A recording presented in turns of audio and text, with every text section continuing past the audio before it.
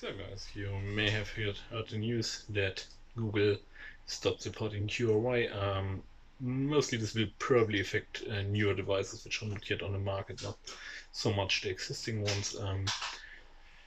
And given that a big part of Android is actually open source, uh, it's not really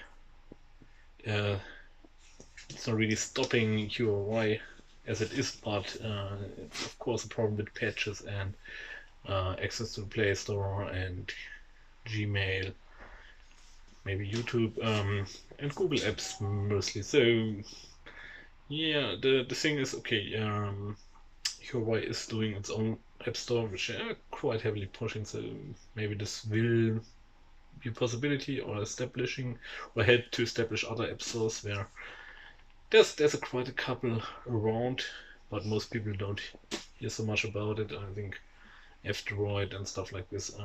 There are other legitimate marketplaces around than the Play Store, and given that Huawei is about the most successful smartphone vendor at the moment, this really could maybe be a breakthrough on that side, that maybe alternative app stores are getting a leg up by this. But I think the whole situation, mainly because as far as I know, and as far as everybody knows, there have been no proofs of any misconduct on the side of Huawei so far. So I think this is maybe next step in the escalation of the trade war between the US and China, and I think this is quite worrisome because yeah, the conclusion of the trade war is of course that you at some point maybe when you are not dealing anymore with each other, the possibility of a real war becomes much more realistic. Because face it, at the moment, any major war in the world would probably hurt everybody involved, say, much more than they could ever gain. So, for example, NATO-Russian escalation, or Russia versus China, or whatever. Even like India, Pakistan, there's nothing really to gain for anybody by breaking loose a major war, and this has been the situation last for at least 100 years. So if you look, most wars have been financially, economically huge disasters for everybody involved.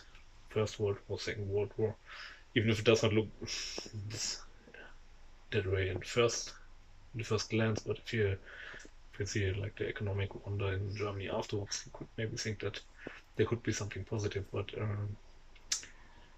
this is absolutely wrong. I think the losses on every aspect, humanity, economically, are not worth it really. And this has been the same for every big war, at least since the start of the 20th century, I would say, at last, the end of imperialism. And I think even before you maybe at a calculation, you gain a colony or something.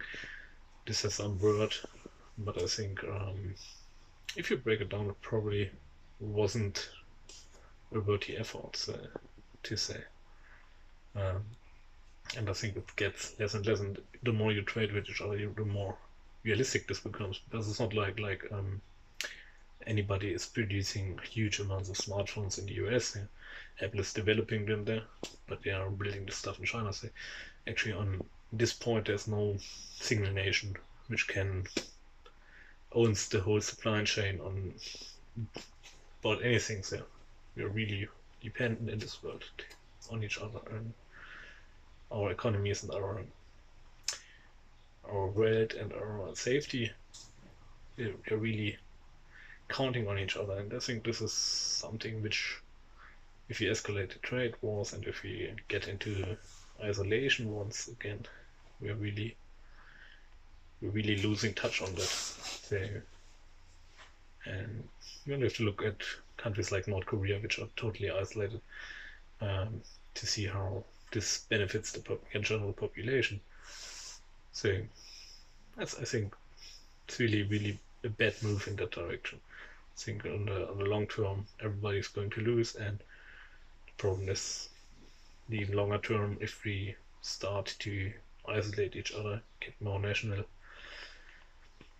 we are much more likely to come to the conclusion that we could gain anything from major escalations. And yeah, the truth is of course different, but who cares about the truth today?